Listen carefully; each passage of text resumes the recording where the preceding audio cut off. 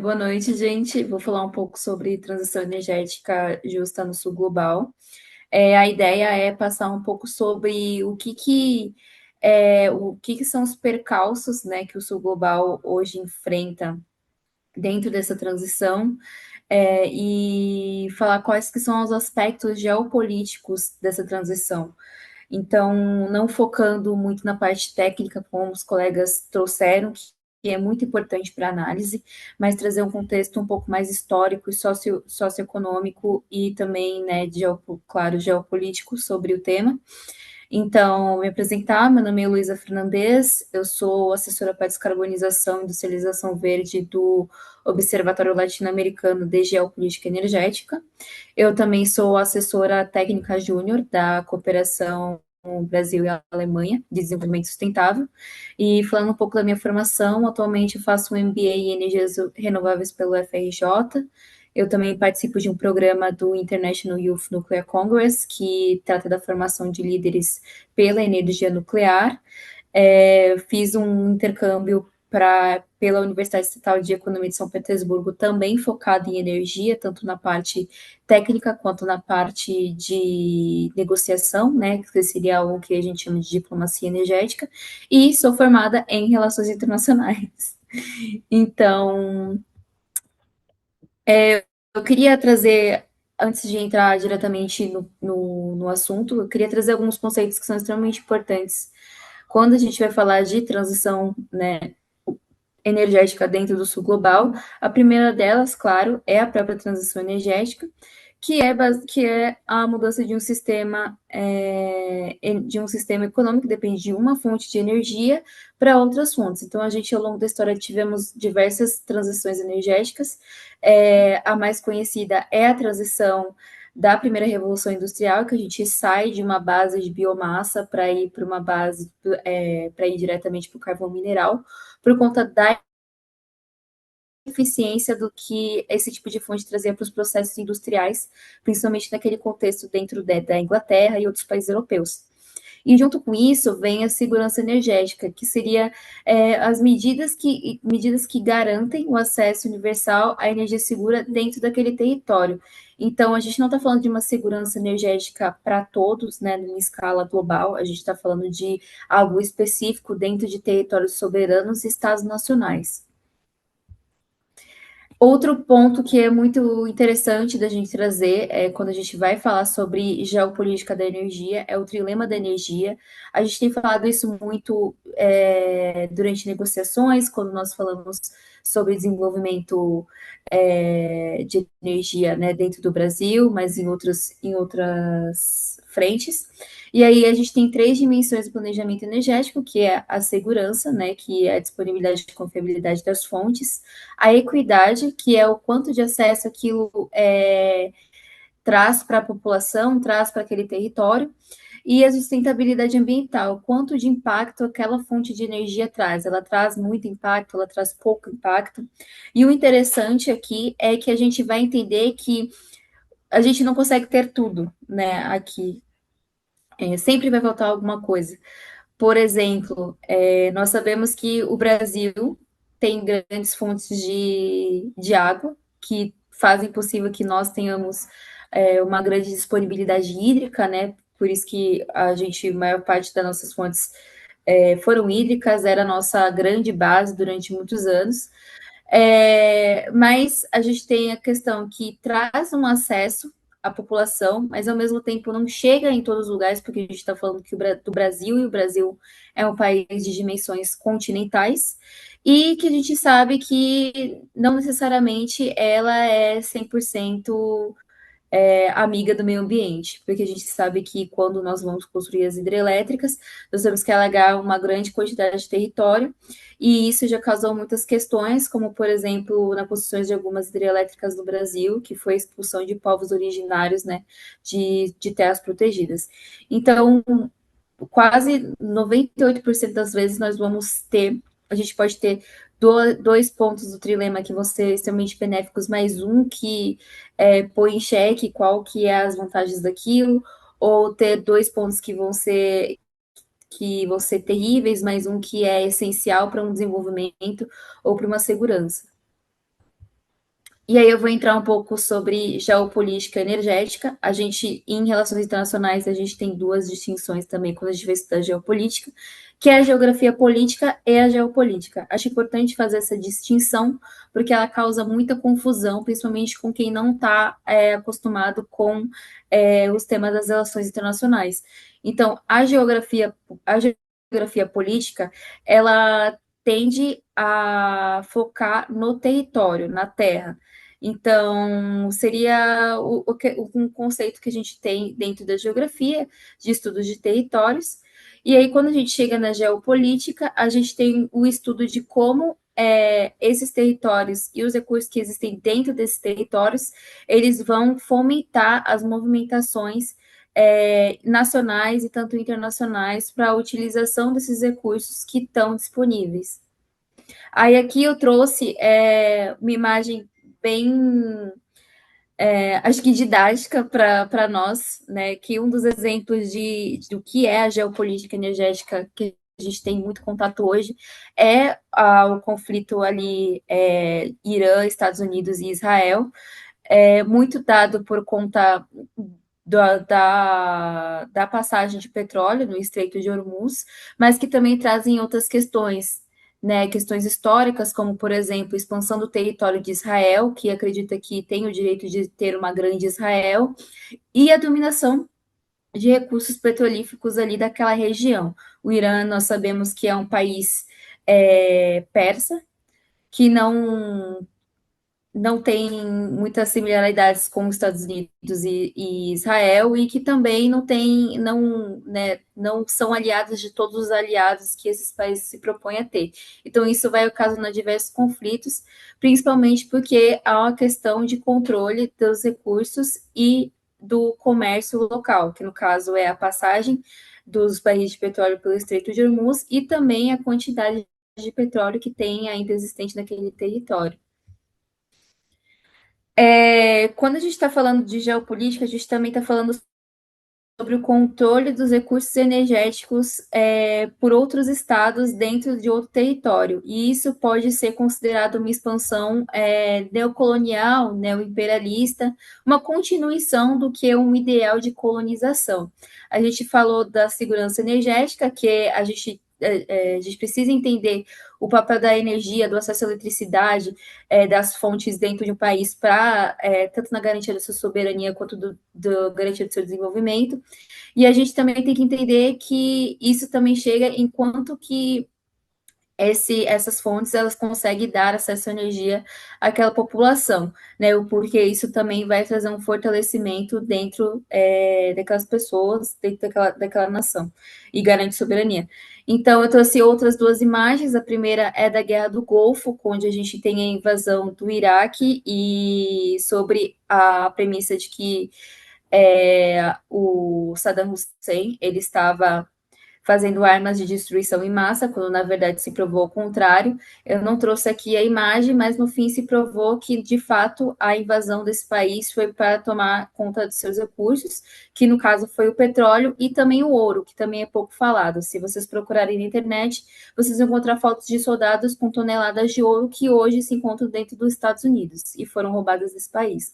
E embaixo é uma figura emblemática da Copa, que é um torcedor, ele é o primeiro torcedor oficial de uma seleção, foi com tudo pago. Por quê? Ele passava todas as partidas da República Democrática do Congo, ele ficava parado com uma estátua representando Patrice Lumumba, que era um dos líderes do panafricanismo, foi o primeiro ministro da República Democrática do Congo depois que eles tiveram independência da Bélgica, e foi um líder que foi brutalmente assassinado e o seu corpo foi dissolvido em ácido sulfúrico para que não fosse tomado como líder, porque países, potências estrangeiras, como a própria Bélgica, que até hoje tem o domínio daquele território de uma forma, vamos dizer, mais limpa, mais solícita, mais bonita. E até hoje nós temos diversos conflitos dentro da República Democrática do Congo, pela busca por todos os seus minérios. A gente falou de terras raras, então o Congo é um local que tem uma quantidade de minerais críticos e terras raras que é muito importante para o desenvolvimento de diversos países. Então, eles ainda vivem em conflito. É interessante também saber que o Brasil foi um dos países que conseguiu cessar o conflito por um tempo, mas, enfim, não conseguiu devido a essas questões. Aqui alguns exemplos de transição energética. A gente teve o período de fósseis dominantes, petróleo, gás e carvão, que coincidem com a industrialização massiva de países desenvolvidos. Aí, a partir ali da época da primeira crise do petróleo, a gente começa a ter uma coexistência entre fósseis e renováveis, as renováveis começam a aparecer na discussão. Aqui a gente tem, atualmente a gente tem a transição em curso, com as renováveis crescendo e a busca pelo net zero, né, por fontes, por matrizes elétricas 100% renováveis, e para chegar até a nova matriz, que é uma matriz descarbonizada e eletrificada. E aí, para fechar, eu quis trazer alguns pontos, vou tentar passar rapidamente. A diferença entre baixo custo e custos pagáveis. A principal diferença ser notada quanto à escolha de quais fontes de energia serão utilizadas. Nem sempre às vezes o barato sai caro. Então, por exemplo, hoje a gente está sofrendo consequências dentro da nossa matriz por conta das fontes hidrelétricas, né, por conta das hidrelétricas, porque já se sabe que nós vamos ter problemas daqui para frente em relação às secas e às mudanças climáticas, que vão atingir diretamente a matriz energética do Brasil, principalmente a matriz elétrica, e daqui a um tempo a gente não sabe se o consumidor vai conseguir custear essa fonte de energia. A gente tem o crescimento de outras fontes renováveis, mas são fontes intermitentes, então não se sabe a certo o quanto de segurança isso traz para dentro do desenvolvimento e para dentro da população. A volatilidade do custo do petróleo é mais preocupante com o aumento em sua totalidade, porque o petróleo, né, a gente sabe que os preços eles variam de acordo não só com a sua produção, mas principalmente por conflitos geopolíticos. Eu vi hoje que o Brasil, as Américas ultrapassaram o Oriente Médio em termos de produção, então isso é também importante, porque isso também vai atingir a volatilidade desses preços. Você ter recursos minerais, recursos minérios, não significa que você vai ter a tecnologia para a produção daquela demanda. Então, isso vai causar uma dependência externa. Se você não desenvolve para dentro, você vai precisar pedir para outras pessoas, e as outras pessoas que têm tecnologia vão ter o poder de barganha. Energia elétrica é mais difícil de transportar e armazenar, petróleo tem muito mais facilidade por meio de navios, acho que essa é a grande questão do hidrogênio verde, né, do transporte de hidrogênio, é a grande discussão, e aí embaixo fala um pouco mais sobre isso. A alteração de base de recursos fósseis em renováveis não necessariamente é sustentável, porque a emissão de poluente ela é diferente da emissão de gases de efeito estufa. A gente pode diminuir a emissão de gases de efeito estufa, mas a gente não necessariamente vai diminuir a quantidade de poluentes. E a gente tem que pensar na transição energética de uma forma que ela traga desenvolvimento e empregabilidade. A gente não pode pensar só na transição energética de uma forma extrativista, como ela se põe, ou de uma forma mercadológica. A gente tem que pensar na transição também como uma forma de trazer soberania e segurança energética para um país e que mantenha e que faça com que ele seja independente, porque senão a gente está recriando premissas e formas neocoloniais que já existiam em outro tempo. Que nem a gente, por exemplo, a gente vai começar a exportar minerais críticos puros, porque é o que está dando dinheiro, é a mesma coisa que a gente estava fazendo com commodities no começo dos anos 2000, ou até mesmo com café no início da República Brasileira. Então, é isso que eu queria trazer um pouquinho sobre essa dimensão geopolítica. É claro que eu não vou conseguir me aprofundar no assunto, porque ele é muito extenso e a gente pode fazer isso por país, porque são muitas questões. A gente tem que trazer um histórico, tem que trazer uma base colonial, e a gente tem que também ter um olhar crítico, não só para as formas de cooperação que a gente tem hoje, mas também pensar como que a gente pensar como que a gente vê o nosso próprio projeto de nação. Obrigada.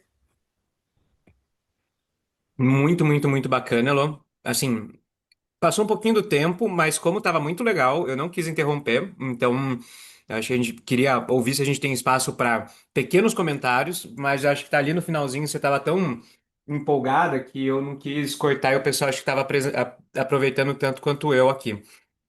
Então, não fiz essa. E aí, João, num tweet. Qual que é a sua opinião sobre energia nuclear?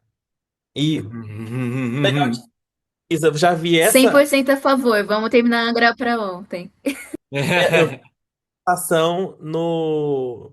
A gente faz parte, eu e a Heloísa, da La Clima. Quer dizer, eu faço parte, a Heloísa foi nossa convidada, e lá eu coordeno um grupo de trabalho de transição energética. A gente recebeu a Heloísa no dia de Brasil e Escócia, não foi?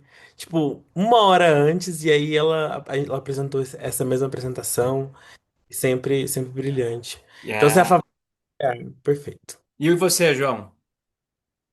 Eu acho que a fissão pode ser importante, é uma energia muito limpa, mas eu entendo que a gente precisa ter, de fato, salvaguardas importantes, né? Até porque existem, inclusive, críticas, eu conheço pouco, mas existem críticas em relação ao modelo que hoje é usado aqui na América do Sul com o da Europa. Eu sei que eu vou aprofundar um pouco mais nesse tema, posso até trazer depois outras questões, Não, mas eu mas sei que, por legal. exemplo, consegue fazer uma energia limpa, barata, que pode ser importante nesse contexto, né, de secas, mudanças climáticas, em que a gente vai ter aí afetação na nossos recursos hídricos, e aí ter uma fonte confiável e também a gente não precisar depender de térmica, né? Que é Aprovado com caro. ressalvas. Legal, obrigado, João. Matheus? Sim, primeiramente, parabéns, Luísa, pela apresentação, né? Meu nome é Matheus, eu estudo Geografia na PUC-Rio, né? E você falou um pouco da questão da geopolítica, né? E é curioso pensar, principalmente no contexto da Europa, que a gente vê a Europa muito fragilizada, principalmente por esses dois conflitos, né? Tanto do Irã quanto da Rússia, né? Eu queria saber como é que você enxerga, assim, o Brasil, que tem uma posição muito privilegiada dentro do sul global e até dentro do mundo, né? Nessa relação com a Europa, dessa possível fragilidade europeia e dessa busca por novos parceiros, enfim, como a gente pode se posicionar e até ser um esteio desse sul global, enfim, para tentar condições melhores, enfim, do que as outras transições e os outros contextos de exportação de commodities ou produtos para esse norte global. Perfeito, Matheus. É muito interessante a gente parar para pensar por dois pontos de vista. Um, que a gente ainda tem, sim, uma relação extrativista e até e imperialista com relação ao norte global. Ainda tem eu tenho muitas ressalvas com uma forma exploratória, como empresas privadas da Europa e países europeus se vendem como sustentáveis, mas continuam explorando massivamente, né, o território brasileiro. Sem uma salvaguarda ambiental muito forte em cima, fazendo pressão. A gente tem exemplos de empresas da Noruega, da Holanda, que então, participaram de destruições assim no norte do país, em regiões do Pará. Mas, ao mesmo tempo, a cooperação internacional ela é extremamente importante e ela é inevitável para a nossa transição energética. A gente tem bons termos com diversos países, o Brasil é uma excelência diplomática, a gente tem que sempre lembrar disso. E, em termos de cooperação, a gente tem uma troca tecnológica muito forte hoje. Eu trabalho na GIZ, que é a cooperação alemã, e tem um esforço muito grande em diminuir o número de emissões dentro de processos energointensivos. Então, tem uma iniciativa de trazer CCUS, de trazer novas tecnologias, tanto para trazer eficiência energética para a indústria, quanto para melhorar a produtividade de diminuir emissões, mas a gente também tem que botar na balança que nós temos que priorizar a nossa soberania e o nosso desenvolvimento. O Brasil não é o Brasil ele é quase maior que a Europa, do tamanho da Europa, não é um lugar pequeno e tem muitas questões, tanto de desigualdade, desenvolvimento, e a gente precisa ter uma industrialização que seja minimamente é, que minimamente supra a nossa demanda interna, para a gente pensar em continuar sendo um modelo extrativista, porque no final das contas, se a gente continuar dessa forma, a gente só está trocando café por minerais críticos.